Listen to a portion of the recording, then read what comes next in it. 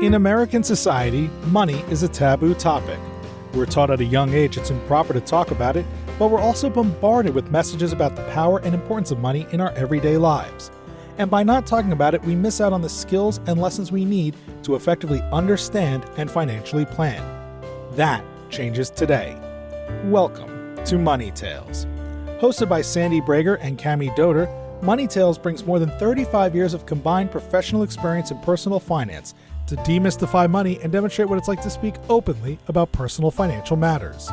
Join us each episode as they interview modern-day movers and shakers about how money decisions intertwine with their daily lives in order to give you better insight into productive financial conversations. Subscribe today and register for our blog Fathom at aspiriant.com/podcasts to increase your money mojo. And now, here's Cami and Sandy. Dr. Alicia Castillo Holley is our guest this week on Money Tales. Alicia's upbringing in Venezuela was rooted in socialist ideals during stable times. However, the financial crisis changed everything. With $600 and 2 kids in tow, she embarked on a new chapter in the U.S., eventually earning her MBA and becoming a venture capitalist. Alicia's unique perspective sees wealth creation as a gateway to socioeconomic development. Alicia has given a lot of thought to socioeconomic systems, capitalism, socialism, and communism. She believes money should be used for progress, not oppression. Today, Alicia is the general partner of the Wealthing VC Fund, a venture capital firm that's gaining recognition for its strategic investments in companies with high growth potential that also champion diversity and inclusion. The fund's sweet spots are in life sciences and climate tech. Alicia's passion lies in supporting innovative solutions that promise to revolutionize these critical sectors, making a positive impact on our world. Alicia is also an advocate for women's progress in entrepreneurship. Her global training program, called Women Get Funded, equips female entrepreneurs with the tools and knowledge needed to secure funding for their ventures. Here are 3 key money topics Alicia hits on in this conversation. First, what it was like to be offered a new role that would take her from academics into business at a 7-time salary increase, and then have her father tell her not to take that job because the steep raise would require her to sell herself to the devil. Second, how helping someone she knew who lost his savings put her own financial troubles into perspective. And third, how money is an illusion. You don't need money. You need the things that you do with money. We hope you share this episode with a friend, and please subscribe to Money Tales on your favorite podcast platform. Now, onto our conversation with Dr. Alicia Castillo Holley. Welcome to the Money Tales podcast. I'm Cami Doder. And I'm Sandy Brager. Sandy, wasn't that just such a special event we had with our colleagues and friends, people in the industry, women professionals this last Tuesday? It was a lot of fun. It's nice to be able to do events in person and get a community together. The topic of this particular conversation was mentoring. And there was so much wisdom in the room that was shared and so many stories told that it was a very connective experience for me. I agree. You forget how powerful in-person conversation can be. I've thought a lot about mentorship. It lines in some vein around coaching when I think about coaching. And I think it's really important for all of us to have mentors, to be mentors, and the gift of both sides of that. I'm curious, Cami, what was your biggest takeaway from the conversation? I loved one lady when we went around at the end, share one piece of wisdom. And this woman said, don't focus on your weaknesses. Don't try and correct your weaknesses. Really pour into your strengths.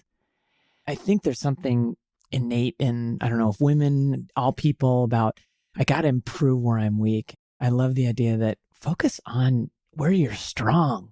And that was really powerful. How about you, Sandy? One of the things that resonated with me was someone said, don't say sorry. Ever since she said that, I've been cognizant of how many times I was about to say, I'm sorry. I appreciated being alerted to that. It's a phrase I'm minimizing in my daily life because it turns out there's a need.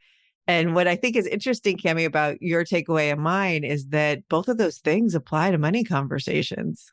If there's a money matter that we're not feeling like we have the skills for, we don't have to focus on the fact that we're deficit. We can outsource that. We could find other people, other mentors to help build that up.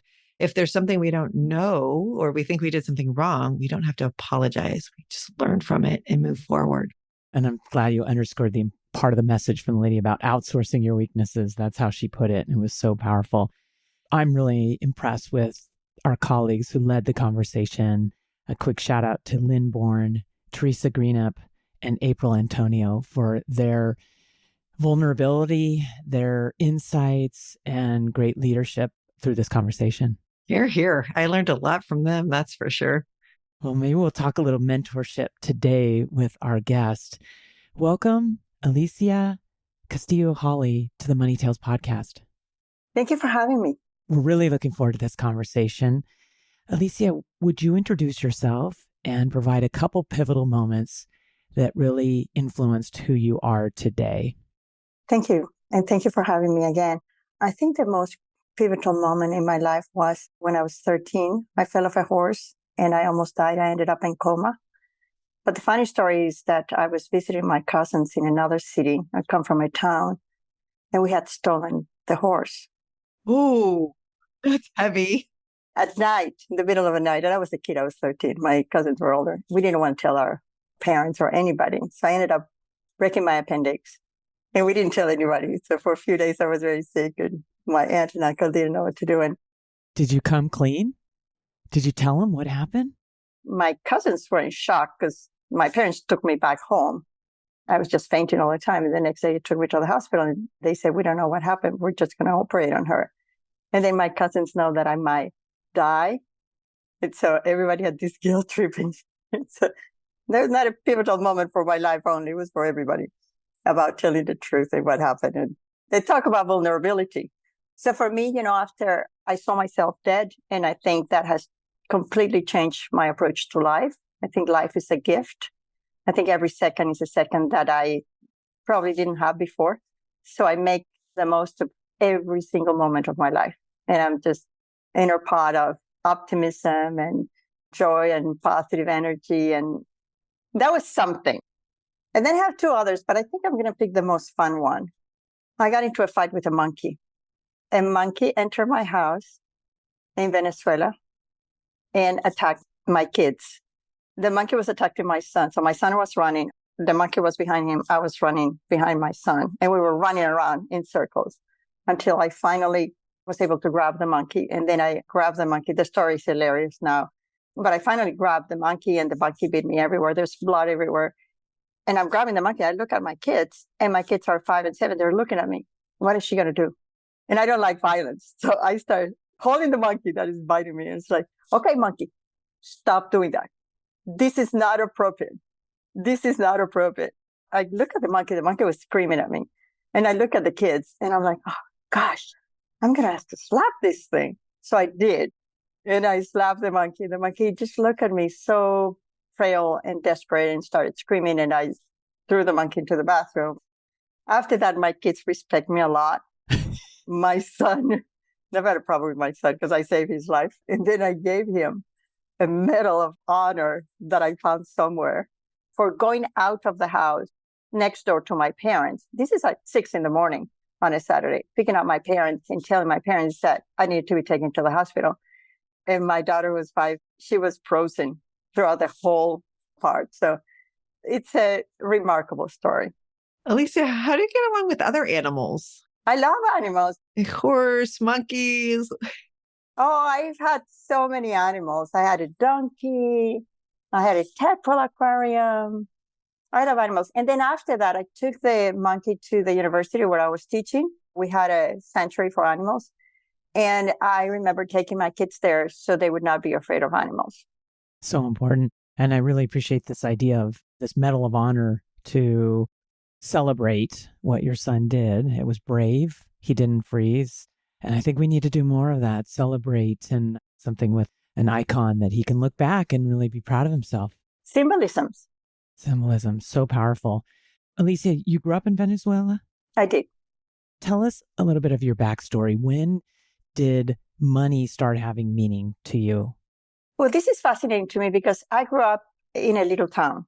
My parents are socialist to this day. They don't understand what I do.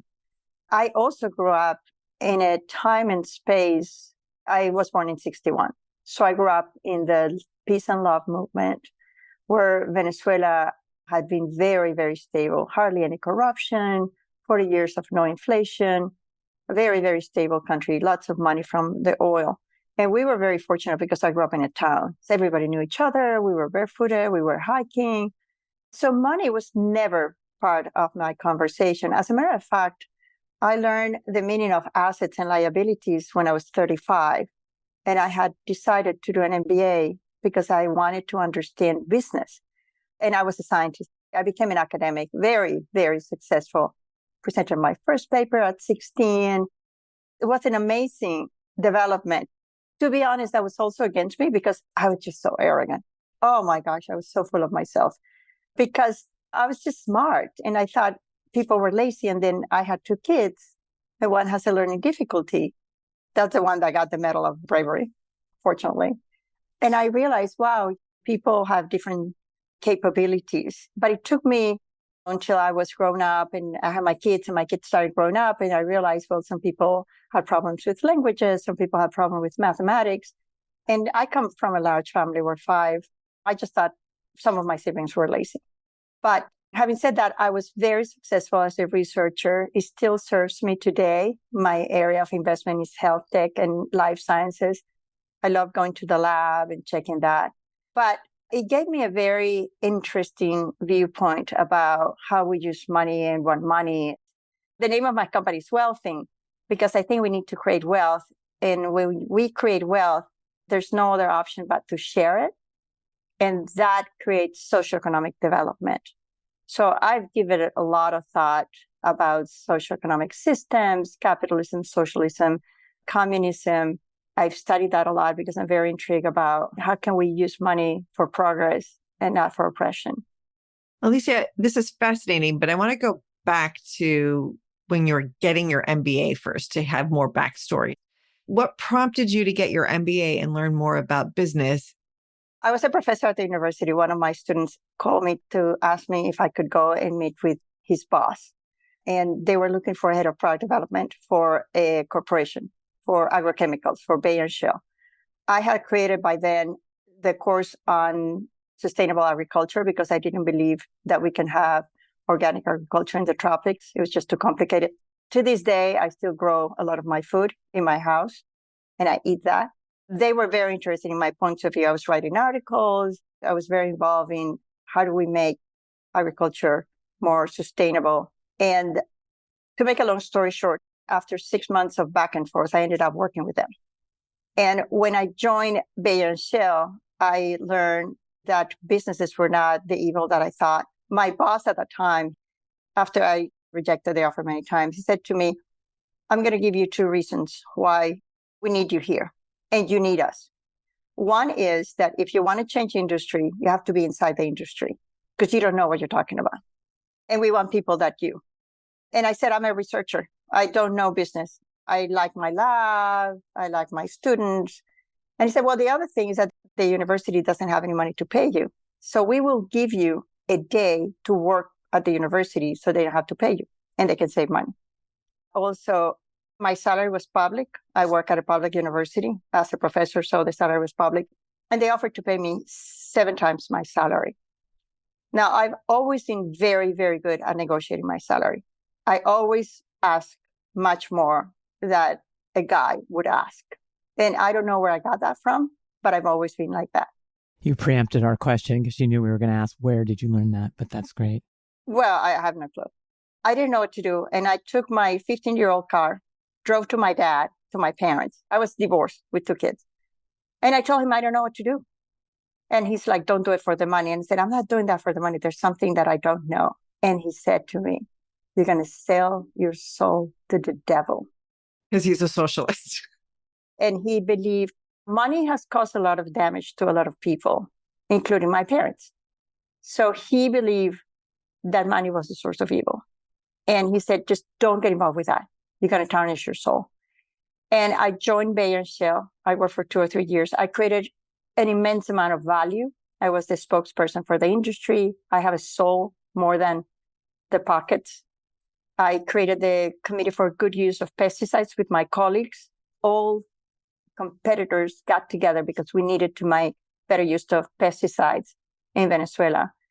And I did a lot of good things. And I increased my team from 2 to 14. And I increased the number of launches from 1 every 2 years to 12 per year. But it doesn't end there. What happens is the situation in Venezuela continued to deteriorate, and we kept reducing people. I had to fire people. People were crying. The agriculture was being decimated. We closed the office. And I realized I needed to understand how to create businesses, and I needed to understand how to avoid closing businesses. And that prompted me to do an MBA. Fascinating. So you're learning business isn't evil. Money isn't evil. You're building a successful business within the company. Presumably, you're getting more financial reward with your success. No, it was a team effort. I was a very good manager, and I learned a lot about total quality management was hot. So I learned about that, and I brought it to the company. It was always a team effort. So my team was very well paid, my whole team. When I joined the company, sales and technical development did not speak to each other. I started involving them in our decision making. It was really funny too. I mean, the stories.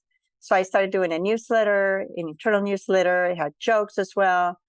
I never had corporate experience before. I never saw myself as a manager. To this day, I don't see myself as a leader. That bothers me to death. It was a huge learning curve. And then I was hired as a sophisticated secretary. And, that took like 4 months. I optimized the whole system. I automated everything. I brought a framework to the company, which was the precursor of Office. I had the first computer in my town, and I had a donkey. So this little town. So after church, people would come to my house.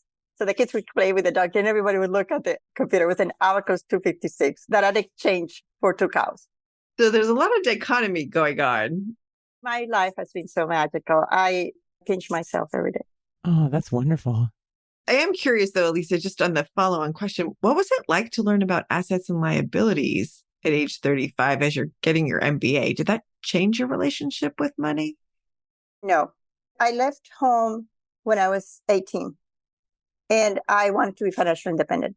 So I always knew that money did not make me happy, but gave me choices. And I worked odd jobs that have served me a lot. I lived in the slums, so I could see that people were very happy with nothing. I ate like 1 bread a day. So there was a lot of learning there, and money didn't make me. So the funny thing is that assets in Spanish means active, and liabilities means passive. I could not make any sense of that. My professor of accounting, Mike Fetters at Babson, I think I went to the best MBA. It's an entrepreneurial MBA at Babson College, and I got a fellowship there. And Mike Fetters saw me cry so often. They were wonderful. And I had 2 little kids. I was a single mom. So I said, oh, can we talk at lunchtime? Because I have to go and pick up my kids. And he would sit down and say, how come you don't understand this? It doesn't make any sense to me. This is passive. How could this be passive? For me, it was extremely confusing. Up until that time, I always thought about money as an income statement. You make money, you control your costs, and that's it. And then because in my life, I had a lot of up and down, I lost all my money to a Venezuelan crisis right before I left. So I ended up coming here with $600 and 2 kids and 2 boxes. It was a choice of, do I spend $30 in a suitcase or I bring the still $30? And I had absolutely no clue how I was going to survive. I had a scholarship for tuition, but that was it. But I trusted myself and I said, I made cookies, I did translations, I'll clean house.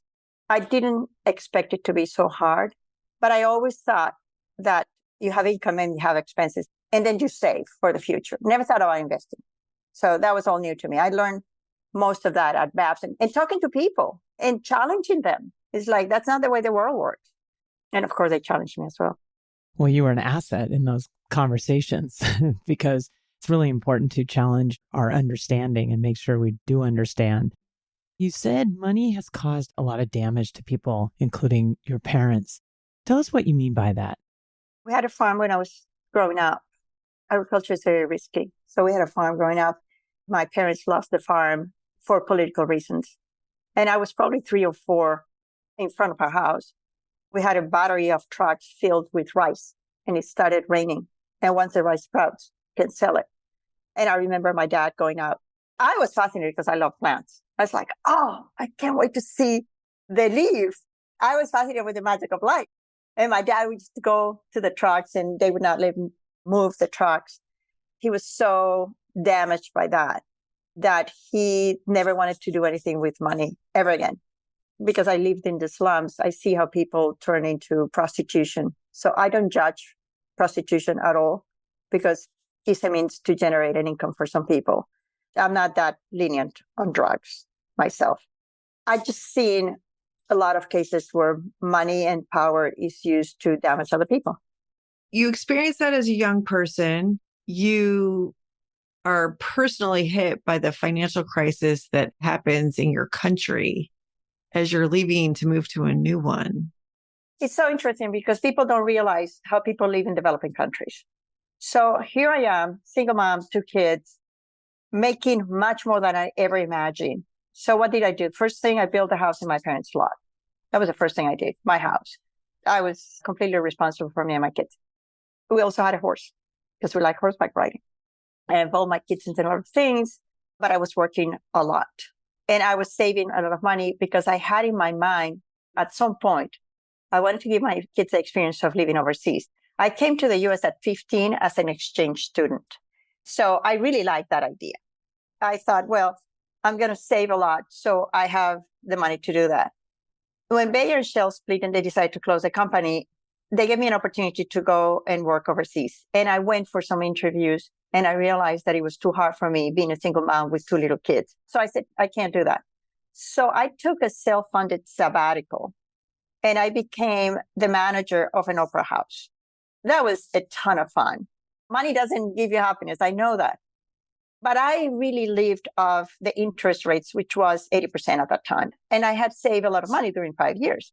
And so the main issue for me was that there was a financial crisis waiting to happen. I'm not an economist. My friends who are economists kept telling me, get your money out of the country. And I said, no, I believe in my country. I'm going to leave my money here. So eventually 60% of the assets disappear in Venezuela and the banks collapse. And I'm driving back to the opera house. I had already told them I'm leaving in 2 or 3 weeks. And I'm driving back and I get there and I see the gardener crying. He was mentally slow and he was crying because he had lost his savings and he had had a kid and he was saving for his kid's Christmas present. And I asked him, how much money is that? And he said, I don't know. And it was probably equivalent of $100. So here I am suffering because I'm leaving for the US in 3 weeks. I have no clue how I'm going to go there. I just lost all my money. And just having this conversation with this guy put everything in perspective. So I took him to the bank. There's long lines. The bank just closed. And eventually I was able to help him get his money because it was under $100 or something. But for him, that was his world. And I said, I'm not going to let money dictate what I can do or cannot do. And I was very naive at the moment. But then it gets a little bit worse. The fight with the monkey was a week before I left. So there you go, another wake-up call. Oh my gosh, the monkey. But I went to the MBA with some of the children of the people that have stolen my money. And they were my classmates. So I was sleeping on the floor because I couldn't pay for anything. I was the only mom in the program at that time. Will you say that again, Alicia? So the banks closed down and the owners of the bank had been taking the money out of the country. Oh, I see now. So the bank closed down. My gosh. How do you trust anybody after that? Now you're a venture capitalist, which is the word capitalist in it. How do you trust the capital markets, the capital system with that experience?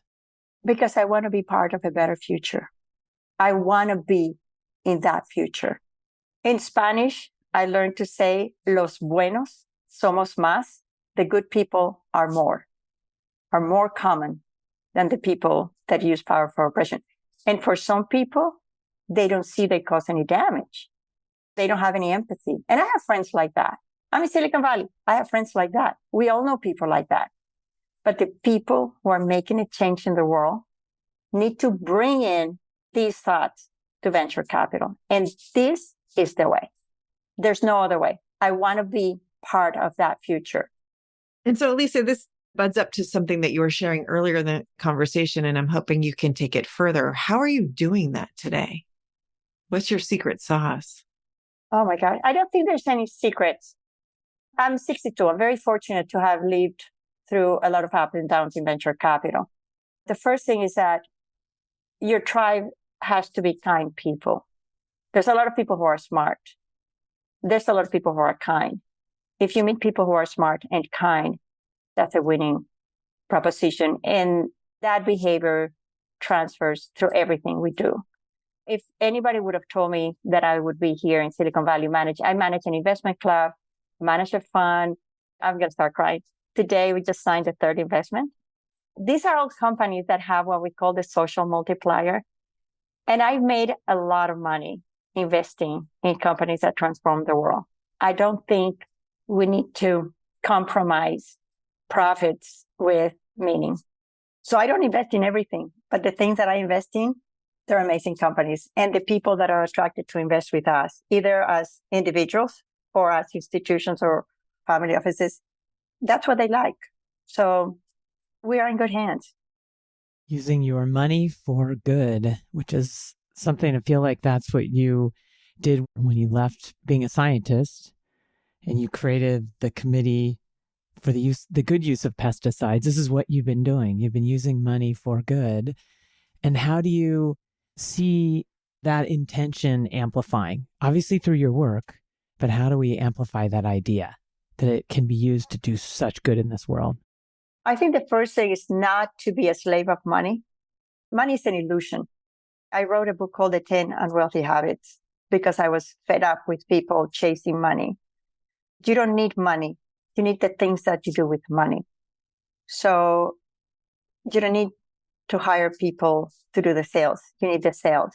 That opens up a whole realm of opportunities. And we do that in our portfolio companies intentionally and effectively. So we're very effective with the funds.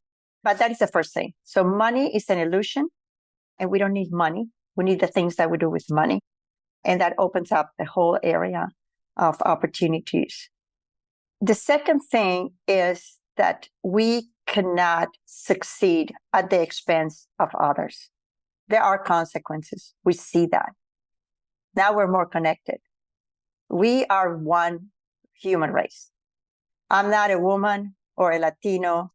I'm not Christian or Muslim. I'm not gay. I'm not old or young, fat or skinny. I am a human being. We cannot succeed at the expense of others. And we need to break that pattern that consistently is told to us, to our kids. And we need to use money for good because we can't create more money using money for good. I have a nonprofit, but I don't have to donate all of my money. And that is one thing that I learned as a scientist. So my research was in the lab. Nobody saw my research. And that's how I got into venture capital. I realized that entrepreneurship without venture capital doesn't get anywhere. I was in Chile at that time. And because nobody was doing that, I said, okay, I'm going to have to figure out another way to do this. So I created Chile's first seed capital fund. And we were very successful because honestly, we didn't know what we were doing, but we were carving a way that was financially satisfying, intellectually satisfying, emotionally satisfying, socially satisfying. Alicia, you are an inspiration. The magic you were talking about of life just flows through every word that you say. As you talk about profits with meaning, and you've mentioned financial success, I'm curious today how you use your money outside of the venture fund. So I use, and we use that in my family, what we call the Santa Claus principle. So there's something called the stewardship theory, where you do things for good because they're good, not because you need to wrap your ego around that. That is also tied with something called an internal locus of control, where the opinion that you have of yourself is more important than the opinions others have of you for yourself. And this is something about values. And I share with my 2 kids and their family. Unfortunately, their father passed away, so it's just the 3 of us. And now we're 9. They got to reproduce, so it's a lot of fun. But it is being intentional in things that you do. Don't throw food away. There's people that are starving in the world. Don't leave the water running to conserve water. Recycle whatever you can. Take care of your garden. Go for a walk. Be kind to others. Americans are the most generous culture I've ever met. So generous. But they're also the less compassionate people.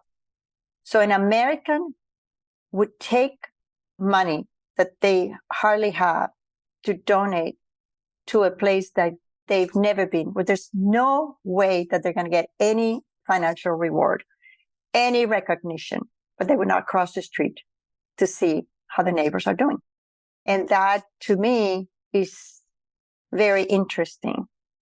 Whereas in Venezuela, you check on your neighbors, but you don't mind stealing money from somebody else or from your neighbor, but you go and check on them.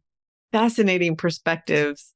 Alicia, tell us, what's your next money conversation going to be and who's it going to be with? I'm going to talk to investors in Zurich for my fund. We're going to express what we do, how we do invest, and how do we follow our theory that investments have to be good for investors, have to be good for the economy, has to create good jobs, it has to be good for the people, has to create value, and has to be good for the planet. And there's a ton of innovation, and there's a ton of people that are working along those lines. So we want to be part of that tribe. Would you share with our listeners, where is the best place for them to find you? I was going to say in your heart, but that's kind of cheesy. Thank you. I feel it. Yeah. Oh my gosh. The best way to find me is on my website, on LinkedIn. I use LinkedIn a lot. Wealthy.com is our umbrella company. We have an institute. We have an investor club for individuals, and we have a fund. And I run Box of Life with my daughter and my grandkids. And we put food in boxes and send them to places. Oh, amazing. Alicia, it's been so wonderful getting to know you and hearing your stories. And thank you for inspiring us with your stories. Thank you so much for having me. Thanks for listening to the Money Tales podcast. If you've enjoyed this episode, share it with someone you think would benefit from listening. And leave us a review on your favorite podcasting platform. Your ratings and reviews help more people find our podcast. If you're inspired to gain clarity and peace of mind about financial matters, don't hesitate to reach out to our team at Aspiriant. Go to aspiriant.com/start a dialogue. Or you can email Sandy and me at podcasts@aspiriant.com. See you next time.